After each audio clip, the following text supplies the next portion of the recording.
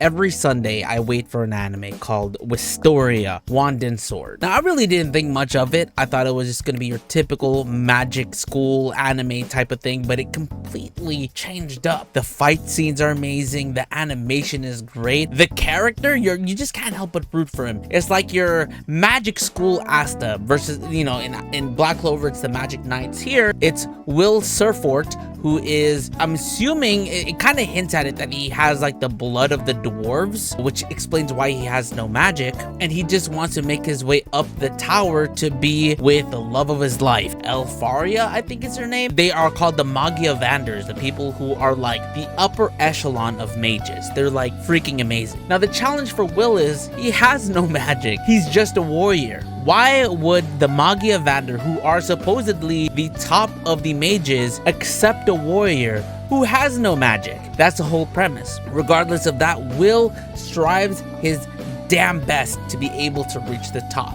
I feel like though this anime is pretty surface level, it's nothing too deep, nothing too crazy. I think that's what I like the most about it. It's not trying to be too deep of an anime, trying to show more than it has to, if that makes sense. It's not giving us things that making us think, oh, this must be deeper than it really is. No, it's just really pretty easy to understand. And even though it is easy to understand, I like it a lot, especially when it comes to the fight scenes. They're freaking amazing. Will is always put into certain situations where he is absolutely the underdog, where you would think that he would not be able to handle himself, but because of how hard he works and how hard he trains and him being a warrior, a lot of the situations where mages find themselves in a pickle or something, that's no problem for Will. He's handled it before. And we see people of the Mugiwara, it's a mix, right? Some people, like on the upper echelon, when they hear about it, they're like, I don't know how I feel about having someone who's a warrior. That's like bad blood, man.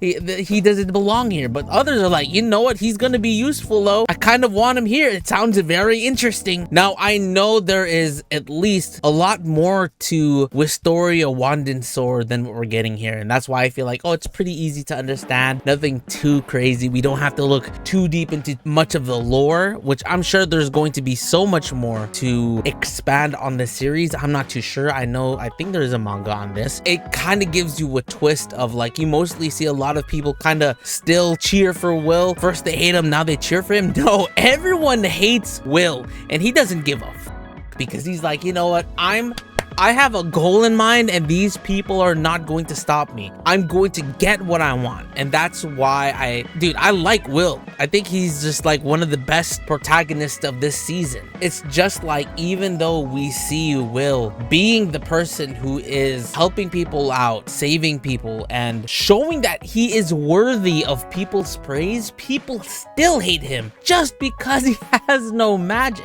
And I think that's probably, I think that's why I'm kind of like rooting for this anime a little bit. Usually by now, we're seeing people kind of root on Will, even the people that hated him before. But we're seeing time and time again, even though he's helped these people, the people that he's helped, they're so angry because they got helped by Will. So they still want to beat the fuck out of him. But that might change. Obviously, there's a certain situation in the most recent episodes where I'm just like, what's getting spicy? But I don't see a lot of people talking much about Wistoria Wand and Sword. This is freaking good. Like, this is an anime. It's how I felt about Ranking of Kings at first. When I was talking about Ranking of Kings and not a lot of people were talking about it, I was like, yo, watch Ranking of Kings. And then later on, people caught on to how like dope it was. But like this, Wistoria Wand and Sword, at least right now, so of what we're getting, I think it's freaking dope. There's a lot of dope fantasy anime that is out this season that I'm just like trying to recommend to everybody. But I know at the same time, I haven't been making much anime reviews because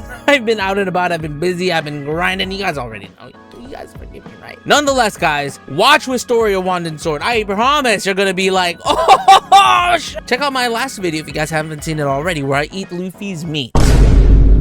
It's the sushi, the Kura Sushi Revolving collab with One Piece. Check it out.